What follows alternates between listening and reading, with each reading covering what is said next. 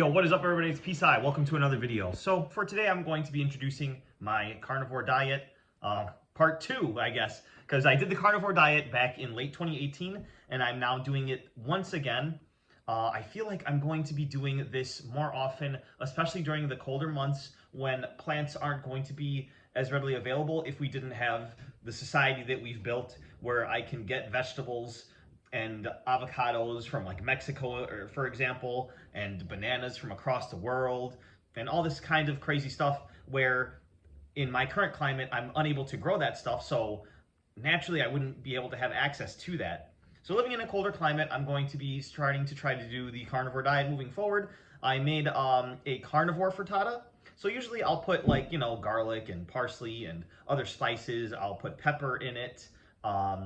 Sometimes I'll even reduce tomatoes down with the ground beef when I'm making the base for the frittata. But this time, it's literally just salt, meat, eggs, and cheese. Like, that's literally it. I'm going to see how it tastes and stuff. This will be my first carnivore meal. Today is October 16th. I weighed myself earlier today, and I was right at the 170 mark. I'm not really doing this for weight loss. I'm just doing this at least until the end of October. So expect a lot more videos from me, obviously. Just so that I can, see what it does for my body. The last time I did carnivore diet many years ago, at this point, 2018, time flies, I gained a lot of strength. I was stuck at 275-pound bench press for a really long time, and that was my 1 rep max. I've actually kept that strength since then, since I, like 1 month later after being on the carnivore diet, I got up to over 300 pounds flat bench press, and that's significant because I was stuck at 275 for so long. I don't know if it was a mental block, but I'm pretty sure I did see some increase in strength. I ended up losing like a few pounds pretty quickly, but like, I mean, I do fasting all the time now, so like if I need to lose weight, I can just stop eating for extended amounts of time and I'll just drop whatever, like 13 pounds like I did last time. You guys can look back for that fasting video. So essentially, I will be tracking my weight, and I'm going to be updating you guys and showing you what I eat. Generally, it's really hard to snack on carnivore unless you plan for it, and I'm not that good at planning stuff like that. I'm good at planning my life, but stuff like this, not really. So I didn't eat at all today until right now, but 1 meal a day is not something new for me. One more thing. I have long followers of the channel will know that I'm not really into drugs, and I don't really do drugs at all. The one drug that I was trying to get rid of for the longest time that I eat exorbitant amounts of is caffeine. So I'm a really, I'm a coffeeholic, a coffee junkie, one might say. And I use my heavy whipping cream to, make it nice and creamy. And I just drink so much coffee. But so today I didn't have any coffee and I slept a lot of the day. So I'm just gonna have to get that out of my system. So yeah, that's basically it. So at least until the end of October. So today's October 16. So yeah, let's try some of this frittata.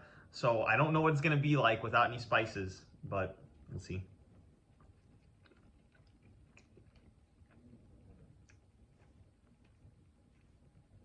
It tastes plain. I feel like maybe I put a little bit too much salt, or the other spices actually take away from the saltiness of the dish. I'm not 100% sure, but it's still very tasty. Like, it touches your mouth and you instantly get that feeling like, oh wow, I'm getting a lot of really nice fats in this.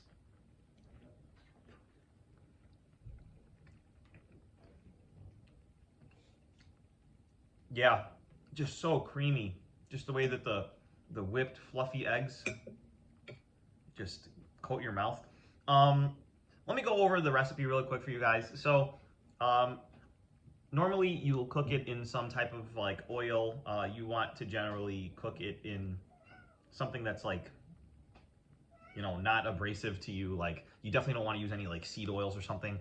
This time, since I'm on carnivore, I used butter as the base fat. So I put in like a quarter stick of butter, so not very much, in the pan, and I warmed it up, let that melt a little bit. Then I put a pound of ground beef in.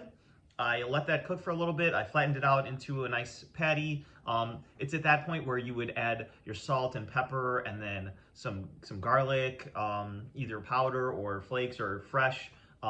shallots or tomatoes. Like you just add some sort of vegetable in there. That's just what I've messed with so far. I'm sure in the future I'll mess with other stuff, but that's where you would do that. But this time is just the ground beef and then salt. So that's it. I cooked that down. I let that, heat up. Then you take a brick of cheese, so like 8 ounces, and then you grind that up. For this one, I used Colby Jack, and I put that on top of it, and I turned off the heat and I covered it, and I let that heat up and let the cheese melt throughout. Then the next step is to take 8 eggs and crack them into a bowl, and take about a quarter cup to a half a cup of heavy whipping cream to make them creamy. You whip that up, and then you pour that directly on top of the ground beef once that's done.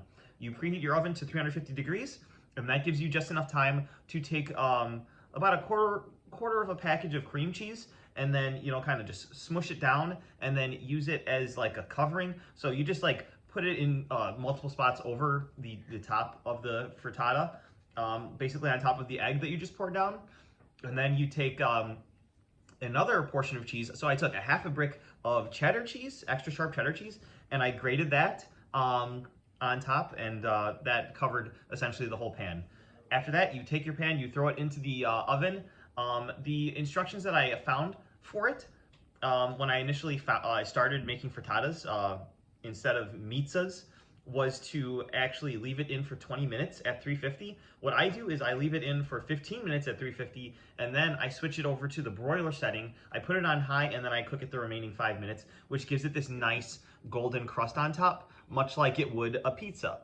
The initial thing that I had found was basing it off of like how to make a cheeseburger with like eggs in there, but this I'm making it more like kind of like a pizza, where you broil the top and then the cheese gets to melt. You can also use mozzarella on top if that's what you want. But yeah, I mean the world is your oyster. And then normally I used to top it with some parsley and stuff as like garnish, but now obviously it's not there.